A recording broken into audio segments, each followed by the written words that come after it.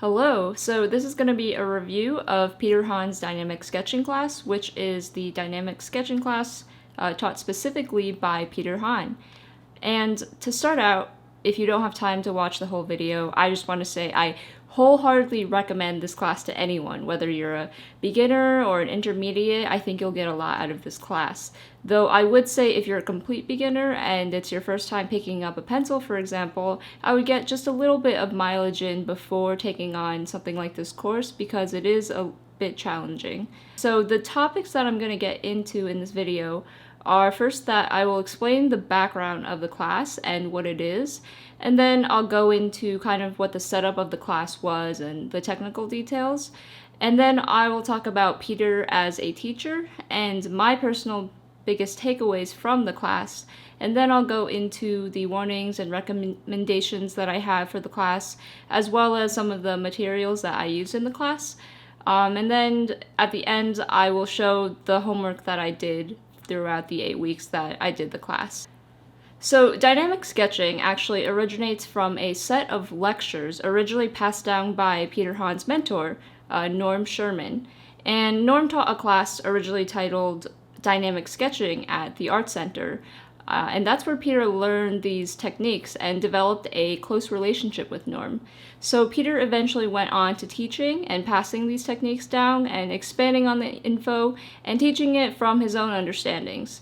And if you've heard of the website Drawbox.com, the creator of Drawbox was actually a former student of Peter's who took his dynamic sketching class. And Drawbox.com features similar exercises, but I don't have much experience with it, so I won't be talking about it. So now Peter offers dynamic sketching as an online course so that anyone from anywhere around the world can take the course, so you don't have to be at that location, say, in California, and you don't have to be enrolled at an art school or anything. It's available for anyone to take. So the setup of the class was 8 weeks of live class. Each class was typically 3 to 5 hours per lecture, depending on how full your class is, and this was once a week. You would get a GoToMeetings link and join. And the first half of the class was usually lecture and demo, and the second half goes into the critiques for the homework from the previous week. So the class size that I had was relatively small. It depends how full your section is for how long the class times can run. So if you have a really large class size, it can run a bit longer.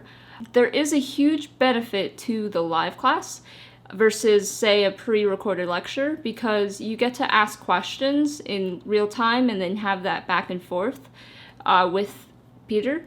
I know some art courses, they usually give out pre-recorded lecture, and the downside of that is that you don't get to ask questions that you might have to clarify the concepts in real time. So not only are the classes live, but he actually records the classes so that you can view them afterwards. And there are also people who maybe live in different time zones and can't attend the live class, so they can also view the lecture and the critique afterwards when they have the free time to. And another good aspect of this is that you can view the lectures for up to a year, I believe, and sometimes even more, depending on when the GoToMeetings link expires, I believe. So there's a sit-in option and there is a full participation option. So the sit-in option pretty much lets you view the live class and also lets you interact and ask questions because you're a part of that live lecture. And not only that, but you also get to view all of the homework critiques at the end of the lecture. So this is not always an option for some sit-in art classes. A lot of the times you don't get to view the critiques. But the big bonus of Peter's sit-in classes is that you do get to view the critiques of the other students. The only thing that you don't get from being a sit-in student is you don't get the homework critique at the end. And part of the great thing of taking the full participation class is the fact that you get the homework, but you also get the structure and forced rigidity of having to do the homework every single week. So you will get a lot more out of the class if you are a full participation student. So I definitely recommend that route to everyone. But maybe you don't feel fully ready to commit to being full participation. In any case, you will still get a lot out of the sit-in option. And don't feel scared if you don't feel ready. You will get a lot from participating in the class, and it really is an adventure. So in the class, you're also given an invite to Peter's Dynamic Sketching Discord group, and this group contains all of his previous online dynamic sketching students since, I believe, 2001. Or no, 2021. So you can see all of the homeworks of the previous classes, and you can ask questions and interact with all of the former students. And even the sit-in option allows you to join this Discord group. So then some of the topics that we kind of covered throughout the weeks was the first couple of weeks we were going over the materials and how to use the materials, over some dexterity building exercises to kind of gauge where we are at, and then we went into organic and planar form building, textures, hatching and rendering, construction with different focuses. So then this is where we began to look at different subjects and study them every week. So one week could have been marine life, the next week we did weapons, and then land animals, and then vehicles, and then clothing and folds. So those are just some examples of subjects that you might cover. So the last week was really cool because Peter also went into his personal advice on the different learning paths you could take. So this was kind of advice geared towards those of us who are trying to pick and choose all these different art classes to kind of tailor our own art education. And it was really helpful because Peter has so much experience in the industry and experience as a teacher. So he was able to give his perspective on what options we had available to us, whether it was going to art school or taking these classes outside of an art school. So now I'm going to talk about Peter as a teacher. And Peter is very, very good at explaining things. So he always explains things in a way that's very broken down, very analytical, and very well defined. For example, he'll talk about what is sketching and what is perspective, and he'll give a very clear definition of what these things are. And personally, I really like that in a teacher, and it's something that helps me a lot when I'm learning to know what the definitions for these things are so that there's no ambiguity about it. The next thing is that he is very good at giving feedback and spotting things in your homework. So he is at a point in his teaching where he can look at your drawings and kind of read you like an open book. And he can even go into what you were feeling and what you were thinking at the time that you were drawing the homework. And this is because he is so experienced in both the medium and teaching. And for example, the first week we were drawing lines and his feedback might have been, I could see a reflection from the photo of where the ink is, which tells me that you're pressing down too hard when you're drawing with a pen. That's kind of crazy. Like, who would notice that when looking at a photo unless you've been teaching for so long and you just pick up on these things? No matter what level you're at, he will give you extremely valuable feedback that you'll be able to implement immediately. And he gives a good balance of things that you're doing well and things that you could improve on, or suggestions that he might have to improve the drawing. The next part that I really liked about Peter is that he's very practical and real, and he doesn't sugarcoat how difficult this stuff is. Art is really, really hard. But he's also very understanding of the challenges that artists face, and he'll kind of point out some of the things that can lead to negative development and burnout. And lastly, the really cool thing is he'll share stories that give glimpses of the bigger picture of being an artist, such as when he was a student at Art Center, or my personal favorite are his travel stories from when he was in Africa. So now I'm going to talk about the biggest takeaways that I got from the class.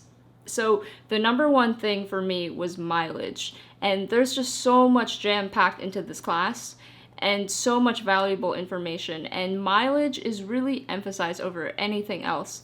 And the homework, the amount of homework, let's say, is really meant to bolster this mileage. So I thought mileage was something that would take kind of a long time to develop. You know, you'll always hear about the 10,000 hours, but honestly, I could see improvement in just the short amount of time that I was doing the homework. And during the weeks I was taking the class, I could feel myself improving every single week because of the amount of homework that we were doing. The next big thing for me was confidence. This class really bolstered my confidence. So you're forced to use a felt tip pen in this class. So you can't use anything else like a gel pen or a ballpoint pen, and you can't use a pencil, so you can't erase, and you have to be really mindful and confident of your line making. So there's going to be some shakiness and mess ups in your lines, but the point is to keep going and try to move past that. So this helps you kind of get over the fears of messing up, and it teaches you how to course correct from your mistakes. And it teaches you to be okay with things not looking perfect and draw in a more dynamic and bold way. And the mileage also helps to build this confidence over time. So this confidence is so big for me because I just have so much more fun in my sketchbook now compared to before, and I'm not as timid when it comes to just drawing. And it's a very liberating feeling to just be able to open your sketchbook and just start drawing, which is something I have to say that I struggled with before because of overthinking or fear or just not being used to it. So the next big thing is sketching with intention. So because of how Peter breaks down each exercise, you kind of learn exactly why you're doing a certain exercise a certain way. For example, how far should you take a sketch, or what should you focus on during the first, second, or third iterations of a drawing, and why are you rendering in this manner? So these are all questions and things that you learn about during the class, and it teaches you to be more mindful of what, how, and why you're drawing something. And in this way, you kind of learn how you should be learning and how you should be going about your studies and what the point of everything is. So the next thing that I took away from the class was problem solving and techniques. So construction is a very heavy emphasis in this course, and Peter never wants to see a perfect polished result in your drawing. He wants to see what you were thinking and how you arrived at the result, what shapes you're using, and his demos kind of show how to tackle the construction of different subjects, whether it be animals or guns or vehicles. He kind of shows us different ways or similar ways that we can tackle these different subjects. And these techniques are meant to help you draw in a more dynamic manner and simplify complex subjects to help develop your visual library to where you can draw things without as much reference. And seeing how he solves these problems is very eye-opening. So a big part of being forced to use construction in my drawing is that it has forced me to think more structurally as opposed to thinking in 2D. So I used to have this problem when I'm drawing, well, a problem, which was that I would kind of just copy what I see in front of me without thinking too much about the form and kind of turning my brain on autopilot. But this doesn't really help you when it comes to remembering how to draw something, because you're not really simplifying what it is that you're drawing and you're not really understanding it on a deeper level. So now I have a much easier time thinking about things in 3D, and I attribute a lot of it to the way that we drew in this class. Other techniques that you'll encounter when you're taking this class are sketching techniques, hatching, outlines, why you do what you do, how you format in a sketchbook, how to do studies, repetition, visual library. Those are just examples of things that you cover.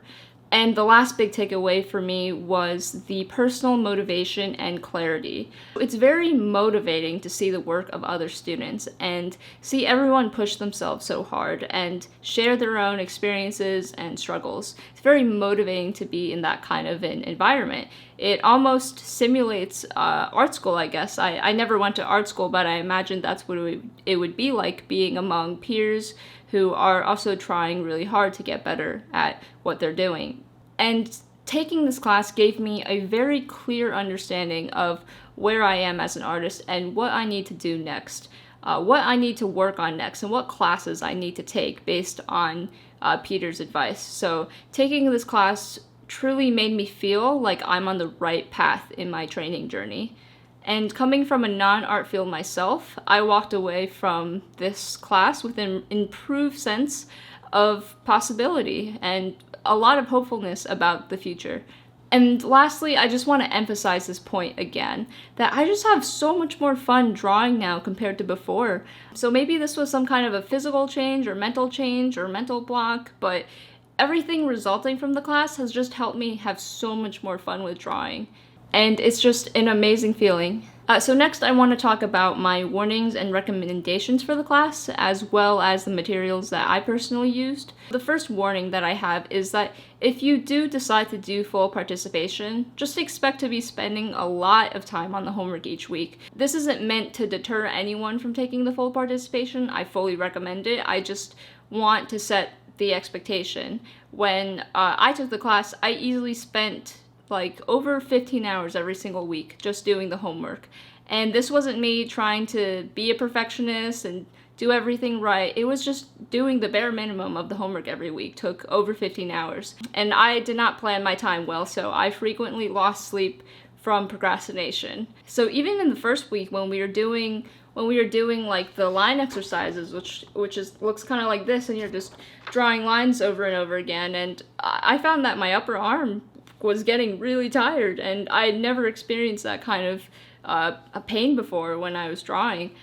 So it was definitely not what I was expecting going into this class, and it was definitely an adjustment. But this was super great because the amount of homework really fortified my mileage, and it gave me no time to try to be a perfectionist with the work.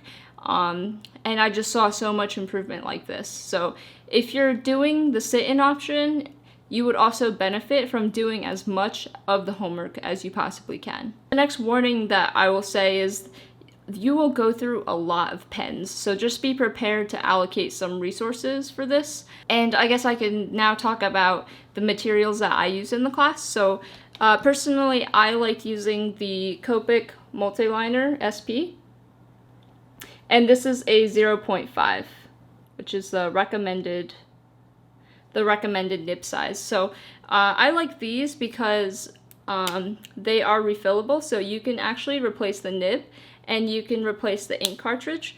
So you have to buy a bunch of these ink cartridges and also a bunch of these nibs in the 0.5. And I probably went through over 10 of these just in the course of the class. And I would also recommend getting like a 0.8 in the Copic Multiliner. So you only need one of these because you won't be using it as much. It's just for making your outlines thicker in some of the drawings, but it's nice to have a thicker pen for doing some of the outlines. So the next thing that I used for the highlights was a Uniball Signo white gel pen. This was helpful for doing the highlights. And I also had a Faber-Castell white colored pencil, but honestly I didn't like the Faber-Castell pencil. The recommended brand was the Prismacolor colored pencil, but they didn't have any when I was trying to buy them, so I got these, but I recommend the Prismacolors. And then the next thing that is really important to have is actually a marker. So this is what I used, which was a Copic marker. And this is the N1 value, so it's very, very light. And maybe you'll see in my drawings later, but it's very light, and it's meant to kind of serve as an initial underdrawing to give you more confidence of when you're going in with a pen. It kind of helps guide you in that way. And it's really important to get the bullet nib,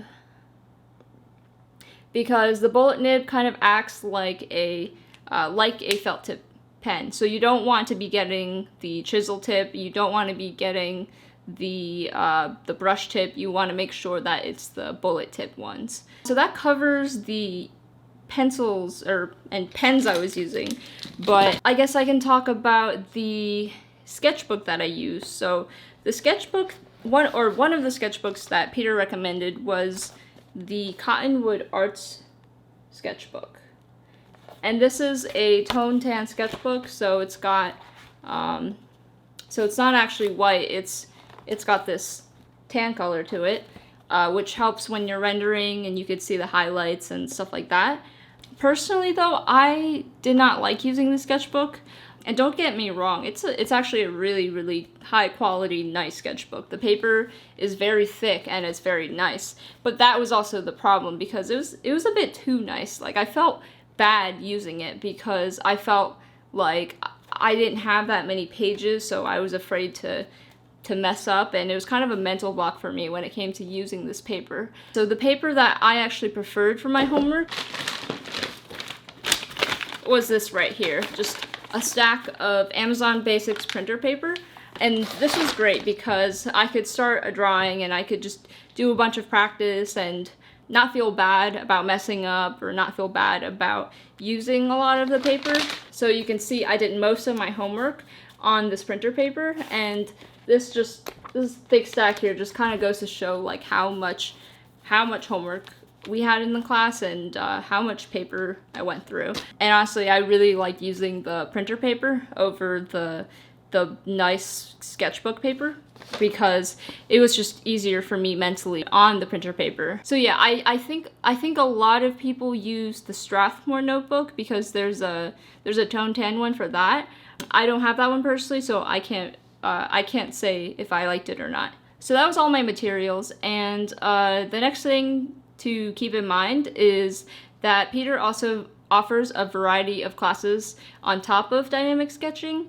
I believe next term he's going to have dynamic sketching again, and then dynamic sketching extension, which is kind of a class that expands on different subjects from dynamic sketching, and also goes into using different kind of mediums like watercolor.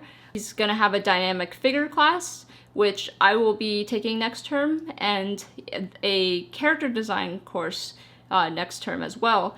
That's just something to keep in mind because the dynamic sketching class is a prerequisite if you want to take these other classes with Peter Hahn. Like I mentioned, I'm gonna take the dynamic figure class next, which is definitely going to be a challenge for me because I haven't taken like an analytical anatomy class yet, but I'm going to try to learn what I can on my own before I take the class and try to kick up my mileage a bit in the next month to prepare for the class. So thanks for watching this review, and I hope it was helpful. If you want to stick around, I will show my homeworks that I did throughout the class. Cool. All right, see you guys.